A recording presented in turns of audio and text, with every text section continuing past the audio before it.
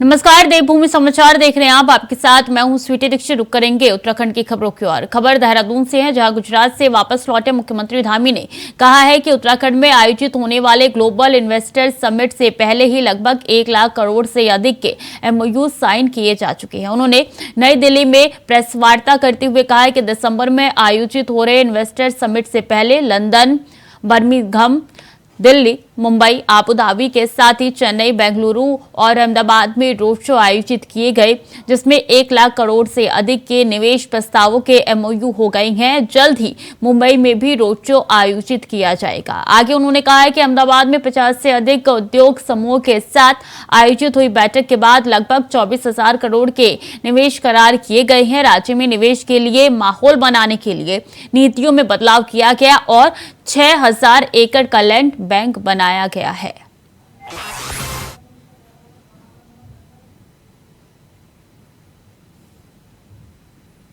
जो निवेशक थे, बहुत सारे उद्योग समूह के लोग थे, उन सभी से वार्ता हुई और एक बड़ी राशि निवेश के करार के रूप में वहां भी हमको प्राप्त हुई थी और बड़ा उत्साह चेन्नई में भी लोगों का रहा। और अहमदाबाद, गुजरात में चूंकि उत्तराखंड के साथ उनका पहले से ही एक संबंध है, बहुत आना जाना है। 4 धाम यात्रा हो, हरिद्वार, ऋषिकेश हो या उत्तराखंड का मानस खंड हो, केदारखंड हो, हर क्षेत्र में लोगों की आवाजाही है। और जो इंडस्ट्री का सेक्टर है, इंडस्ट्री के सेक्टर में पहले से भी बहुत सारे लोग काम करते हैं और अनेकों क्षेत्रों में उनका पहले से निवेश भी है। उसमें से उन्होंने अपने निवेश को बढ़ाने के लिए भी जो है अपने प्रस्ताव दिए हैं। लगभग 24,000 करोड़ से अधिक के अभी निवेशों पर करार हुए हैं वहां पर। तो निवेशों का करार हो रहा है। लगातार इसी मोर्चे पर तैनात मुख्यमंत्री नजर आ रहे हैं और एक के बाद एक राज्य में जाकर उनके द्वारा रैली की जा रही है और इन्वेस्टर्स के साथ MOU भी वो साइन कर रहे हैं। ऐसे में कई प्रश्न भी उठ रहे हैं और जिनका जवाब यहाँ पे मुख्यमंत्री भी साफ तौर पे दे रही हैं कि लाभ ही लाभ आपको देवभूमि में प्राप्त होगा। बता दें, करीब 1 लाख करोड़ का MOU साइन हो चुका है और जल्द ही मुंबई में भी रोड शो होने वाला है, जिसकी तैयारियों में मुख्यमंत्री जुटते हुए नजर आ रहे हैं। इससे पहले हमने देखा था, अहमदाबाद गए थे, वहां पे भी उन्होंने रोड शो किया था और कई ऐसे MOU हैं जो उन्होंने साइन किए थे। 20,000 का MOU साइन हुआ था और 20,000 करोड़ का MOU हस्ताक्षर हुआ था। इसी के साथ बता दें, इससे पहले भी हमने देखा था कि चेन्नई में गए थे मुख्यमंत्री और वहां पे जाके उन्होंने MOU हस्ताक्षर किए थे और विदेशों से भी इसी तरीके के आंकड़े निकल के सामने आ रही हैं।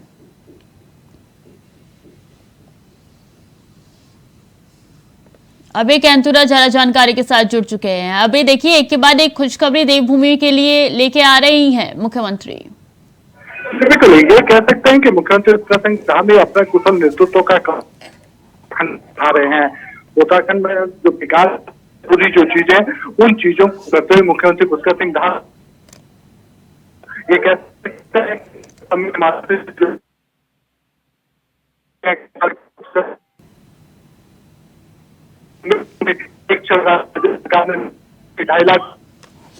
अभी आपको दोबारा जोड़ेंगे, तकनीकी खामी है। और बता दें कि मुख्यमंत्री पुष्कर सिंह धामी जो है वो इसी कोशिश में लगे हुए हैं कि जितना ज्यादा हो सके उतना आंकड़ा दिसंबर के पहले जुटा लिया जाए, क्योंकि दिसंबर के शुरू में GIS समिट है और उसको लेकर पूरी कोशिश में सूबे के मुखिया अब लगते हुए दिखाई दे रही हैं। तो जल्द ही मुंबई में रोड शो होने वाला है और इस रोड शो में भी उम्मीद की जा रही है कि भारी मात्रा में हस्ताक्षर MOU के होंगे और इसी कोशिश में लगातार खुद सूबे के मुखिया जुटे हुए हैं।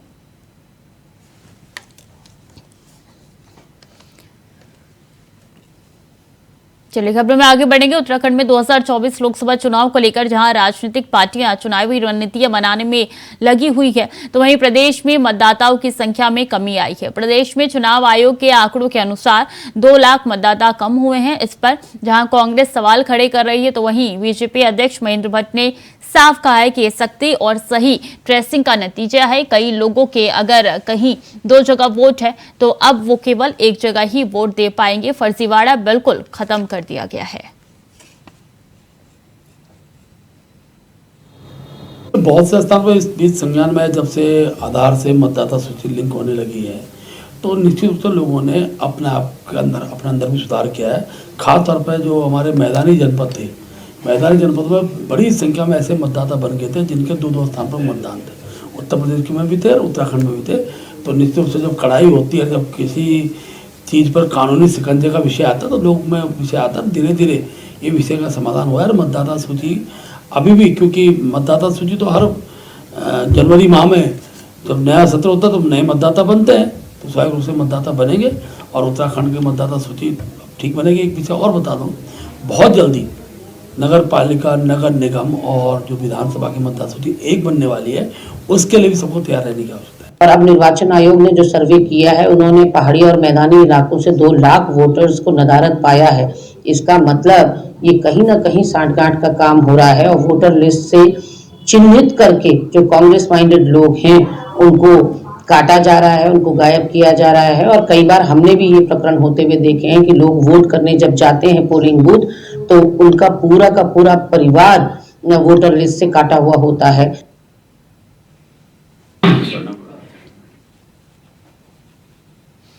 अभी कैंतू राय इसी खबर पर ज्यादा जानकारी के साथ जुड़ चुके हैं। अभी ये क्या चल रहा है? कोई कह रहा है कि ये फर्जीवाड़े पे लगाम है, तो कोई कह रहा है कि ये नाकामी है बीजेपी की।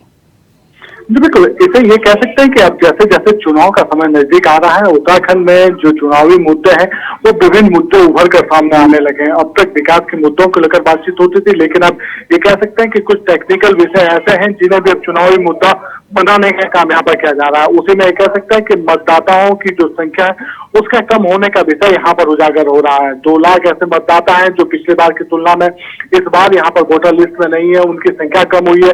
उसको लेकर विपक्ष सरकार पर ही आरोप लगाने का काम यहाँ पर कर रही है, जबकि बीजेपी की तरफ से सरकार का बचाव करते हुए इस विषय पर कांग्रेस के खिलाफ पलटवार करने का काम यहाँ पर किया जा रहा है। क्योंकि 2 लाख ऐसा मतदाताओं का आंकड़ा है जो किसी भी सियासी दल के लिए बड़ा जीतने के लिए बड़ा आंकड़ा यहाँ पर खड़ा कर सकता है। तो ऐसे में उन चीजों पर कैसे उभरा जा सकता है, कैसे इस विषय को लेकर बातचीत यहाँ पर हो सकती है, उसको लेकर काम यहाँ पर हो रहा है। निर्वाचन आयोग अपने स्तर पर इन सब चीजों की सफाई पहले से यहाँ पर दे चुका है। निर्वाचन आयोग की तरफ से जो आंकड़े यहाँ पर दिए गए उनकी तरफ से साफ तौर पर कहा गया कि पिछले बार की तुलना में इस बार 2 लाख मतदाता कम यहाँ पर होंगे, क्योंकि कुछ ऐसे विषय यहाँ पर रहे हैं कि जैसे कुछ मतदाताओं के 2 या 3 जगहों पर नाम हुआ करते थे, उनको काटने का काम यहाँ पर किया गया है। यानी अब सिर्फ एक व्यक्ति का नाम एक ही बूथ स्थल पर यहाँ पर होगा, दूसरी जगह का नाम उसको हटा दिया गया था। तो ऐसे में उन सब चीजों को देखते हुए कह सकते हैं कि बड़ी संख्या यहाँ पर कम हुई है, जो वोटर्स की जो संख्या थी वो कम यहाँ पर हुई है। और दूसरी तरफ ये कह सकते हैं कि ये विषय ऐसा भी है कि कहीं राज्य से कुछ लोगों ने जो पलायन अब तक किया उनके वोट दूसरी जगहों पर शिफ्ट हो चुके हैं, तो वो बड़ा विषय यहाँ पर है और उसको लेकर अब सियासत गर्म हो रही है। अब देखना ये होगा कि क्या कुछ इस विषय पर जनता किसके साथ खड़ी रहती है, जनता किसके विचार को सही मानती है। जी बिल्कुल, और इसलिए कांग्रेस लगातार सवाल खड़े कर रही है। अभी जी बिल्कुल, कांग्रेस की तरफ से सवाल खड़े हो रहे हैं, क्योंकि कांग्रेस इस समय नहीं चाहती है कि किसी भी विषय पर यहाँ पर कोई ऐसा मुद्दा छोड़ा जाए जो विपक्ष को कमजोर करता हो। इसीलिए 2 लाख की इस चीजों को लेकर अपनी बातचीत वहां पर कर रही है और लगातार विषय कर रही है। विपक्ष की तरफ से इन सब चीजों को गंभीरता के साथ उठाने का काम यहाँ पर किया जा रहा है और सत्ता पर जरूर है, लेकिन जनता उन सब चीजों को समझ रही है और विषय बनकर उभरेगा। जी बिल्कुल। अभी लेकिन इसका प्रभाव क्या उत्तराखंड पे कितना पड़ेगा?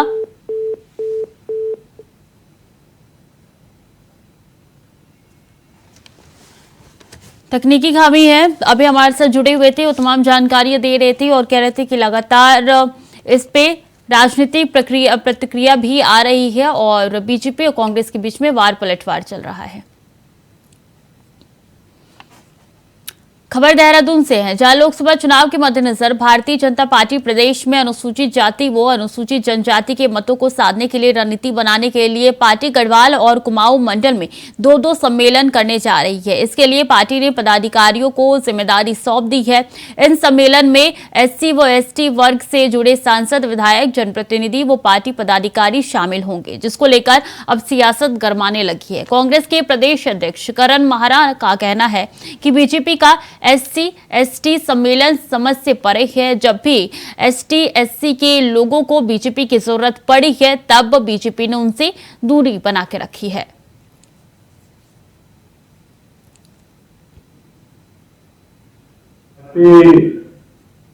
को इन सम्मेलनों से कोई मतलब नहीं है और कांग्रेस पार्टी चाहती है राज्य में कि भारतीय जनता पार्टी कुछ न करे। भारतीय जनता पार्टी निरंतर कार्य करने वाला दल है। हम समाज के सभी वर्गों को जोड़ने के लिए समय समय पर कार्य करते हैं। हमारे यहाँ सभी वर्गों के अलग अलग मोर्चे, अलग अलग प्रकोष्ठ बने हुए हैं और पार्टी समय समय पर अपने कार्यक्रमों को आगे बढ़ाने का काम करती है। हमारे यहाँ अनुसूचित समाज के जो मोर्चे हैं, अनुसूचित जनजाति का मोर्चा है, अनुसूचित जाति का मोर्चा है, जिसको ST/SC/ST बोला जाता है, इनके सम्मेलन प्रस्तावित हैं और ये हमारे हर वर्ष ये सम्मेलन होते हैं। SC/ST का जो सम्मेलन कर रहे हैं वो कितना सही है बीजेपी के लिए, क्योंकि क्या किया बीजेपी ने? अभी हरिद्वार में इतनी बड़ी घटना करी, हमारे SC के लोगों की मृत्यु हुई, मारपीट से आंदोलन हुआ और प्रताड़ित व्यक्तियों को ही जेल में डाला गया। एक व्यक्ति को तो इतना मारा गया कि वो अस्पताल में मर गया। उसके अलावा मंदिरों में उनको जाने से रोकते हैं, तो ये उस समय इनके संगठन कुछ नहीं करते। इन्हीं के संगठन से जुड़ा हुआ आदमी पुरौला गया था। पुरौला में हिंदू मुसलमान का दंगा कराने की कोशिश करी, लेकिन जब वहां की 2 बेटियां SC/ST की 2 बेटियों का बलात्कार हुआ, उसमें आज तक मुआवजा तक नहीं दिया, न्याय तो छोड़ दीजिए। उत्तरकाशी जनपद में 4 SC/ST की बहनों का बलात्कार होता है, उनको ना मुआवजा मिलता है ना कार्रवाई होती है। आज तक वो फाइल अटकी पड़ी है। जो पॉक्सो एक्ट के तहत उनको पैसा मिलना चाहिए था, जो SC/ST एक्ट के तहत पैसा मिलना चाहिए था, वो आज तक नहीं मिला है। तो कैसा सम्मेलन? और आचार्य धीरेन्द्र कृष्ण शास्त्री के देहरादून कार्यक्रम में बदलाव हुए हैं। आपको बता दें कि कार्यक्रम स्थल में हुआ बदलाव होने से महाराणा स्पोर्ट कॉलेज की जगह अब कार्यक्रम परेड मैदान में होगा। सुरक्षा के लिहाज से कार्यक्रम स्थल बदला गया। धीरेन्द्र कृष्ण शास्त्री का दिव्य दरबार 4 नवंबर को शाम 4 बजे से लगेगा।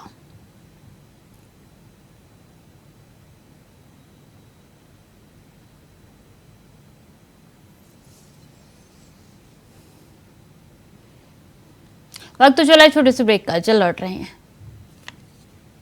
ब्रेक के बाद एक बार फिर से स्वागत है आपका। खबरों में आगे बढ़ेंगे। खबर देहरादून से है, जहां त्योहारों की सीजन शुरू होते ही शहर के बाजार में रौनक लौट आई है। त्योहारों में खरीदारी को लेकर बड़ी संख्या में लोग बाजार में पहुंच रहे हैं। ग्राहकों को आता देख दुकानदारों के चेहरे पर भी खुशी देखने को मिल रही है। आपको बता दें कि इस बार 1 नवंबर को करवा चौथ था, 12 नवंबर को दीपावली का त्योहार है, जिसके चलते खरीदारी करने लोग शहर के बाजारों में पहुंच रहे हैं। त्योहारों की सीजन ने दुकानदारों को संजीवनी देने का भी काम किया है।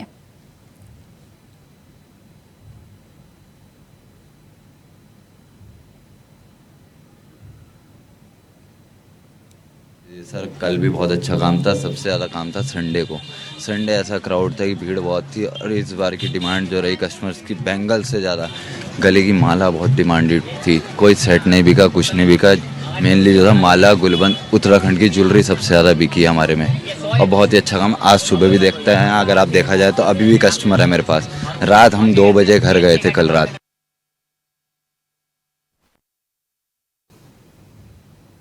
और पुलिस ने अभियुक्त ताजदीन और उसके 4 साथियों को महाराणा प्रताप गेट ISBT से गिरफ्तार कर लिया है। सभी अभियुक्त जमीन धोखाधड़ी, मादक पदार्थों की तस्करी और अन्य आपराधिक घटनाओं में शामिल थे। अभी बदमाशों पर कई थानों में कई केस दर्ज है।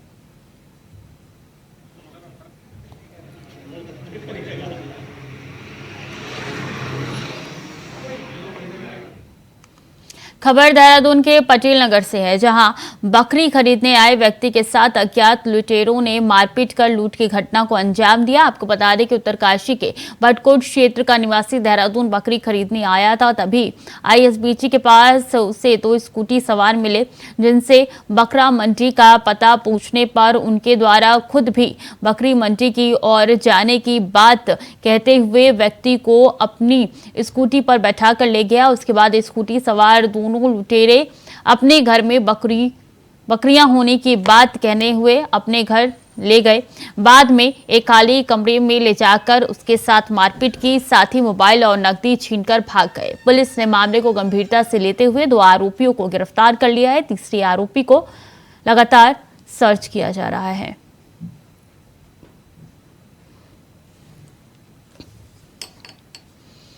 खबर रामनगर से है, जहां कोसी बैराज के समीप नदी में भारी संख्या में बहते आधार कार्ड को बैराज में तैनात पुलिसकर्मी ने देखा। इसके बाद जब पुलिसकर्मी द्वारा नदी में बह रहे आधार कार्डों को अन्य युवक की मदद से बाहर निकालकर चेक किया गया तो उसमें रामनगर के साथ साथ अन्य राज्य में रहने वाले लोगों के भी काफी आधार कार्ड थे। जानकारी लगने के बाद जब वो लोग कोसी बैराज पर पहुंचे और पुलिसकर्मियों से बरामद हुए आधार कार्डों को चेक किया तो कई परिचित लोगों के आधार कार्ड निकले, जिसके बाद लोगों को सूचना दी गई। लोग मौके पर पहुंचे और अपना आधार कार्ड देखा तो चौंक गए।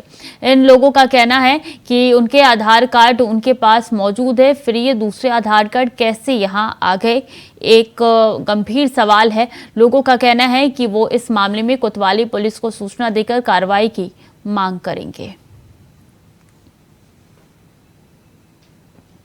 हम आपको ये बताना चाहते हैं कि हम यहाँ पे ड्यूटी पे रहते घूमते रहते हैं। अभी नीचे नदी में हमने ऊपर से देखा कि कार्ड जैसे बिखरे हुए हैं। वहाँ पे एक लड़का घूम रहा था, हम उससे पता करा कि उसने कहा आधार कार्ड है। हमने उसके द्वारा ऊपर चौकी में मंगाए गए, साथ में हमारे पत्रकार बंधु आ गए थे। अब इनके माध्यम से सूचित करना चाहते हैं लोगों को कि जिनके भी ये कार्ड हैं ले ले अपने कार्ड, भाई साहब से संपर्क करके। मैं यही कहना चाहता हूँ। और राजधानी देहरादून के कबूल हाउस के शत्रु संपत्ति की कार्रवाई बता दें कि पिछले 40 सालों से ये मामला लटका हुआ था। जिलाधिकारी देहरादून की कोर्ट ने इस क्षेत्र के लोगों को 15 दिन का समय दिया था। 15 दिन में इस जगह को खाली करने के आदेश दिए गए थे। देखिए, हम खाली करने के लिए मना नहीं कर रहे, लेकिन जो समस्या है जिस आप बताइए परिवार जाएगा तो कहाँ जाएगा ये परिवार? तो फिलहाल के लिए बुलेटिन में इतना ही। खबरें लगातार जारी है, देखते रहिए इंडिया वॉइस।